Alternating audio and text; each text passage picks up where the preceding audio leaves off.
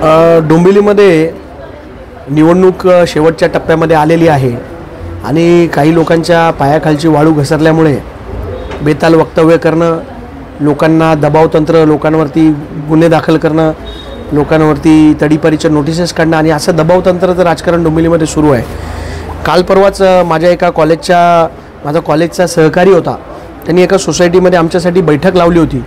तर ही बैठक लावल्यानंतर बैठक पूर्ण झाल्यानंतर घरी जात असताना त्यांना अशा पद्धतीने काही अज्ञात गुंडांनी मारहाण केलेली आहे। त्याची नोंद आम्ही पोलीस स्टेशनला देखील केलेली आहे। हा जो माझा मित्र आहे, एका नामांकित पत्रकाराचा भाऊ आहे आणि असे जर दबावतंत्राचे राजकारण सुरू आहेत। काल एका गुजराती समाजाचा कार्यक्रम लावण्यात आला होता।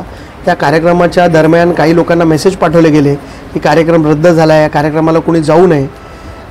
काही लोकांना, जे लोक डोंबिवलीत प्रचार करणार नाही असं सांगत होते, कार्यकर्त्यांकडे प्रचार सोपवला होता। जे डोंबिवलीकरांना आत्ता या लोकशाहीच्या उत्सवामध्ये जर वेळ देऊ शकत नाही, तर अशी लोक पुढे निवडून आल्यानंतर डोंबिवलीकरांना काय वेळ देतील? आणि अशा पद्धतीचं घाणेरडं राजकारण करून डोंबिवलीची संस्कृती आहे तिला कुठेतरी काळीमा फासण्याचा काही लोक प्रयत्न करत आहेत।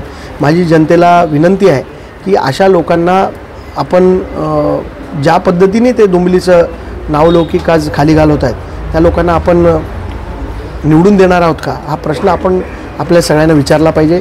माझी जनतेला विनंती आहे की अशा दबावतंत्राचं आणि घाणेरडं राजकारण करणाऱ्या लोकांवरती आपण जो येत्या 20 तारखेला त्यांना त्यांच्या विरोधात मतदान करून डोंबिवलीची संस्कृती वाचवावी असं मी सगळ्या जनतेला आवाहन करतो। मी डोंबिवलीकरांना विनंती करतो की डोंबिवलीकरांनी या दडपशाहीच्या राजकारणापासून येत्या 20 तारखेला मतदान करून, मोठ्या संख्येने मतदान करून डोंबिवलीला या दडपशाहीतनं मुक्तता द्यावी अशी विनंती मी सर्व डोंबिवलीकरांना करणार आहे। तुम्ही पाहत आहात विस्टा न्यूज मराठी।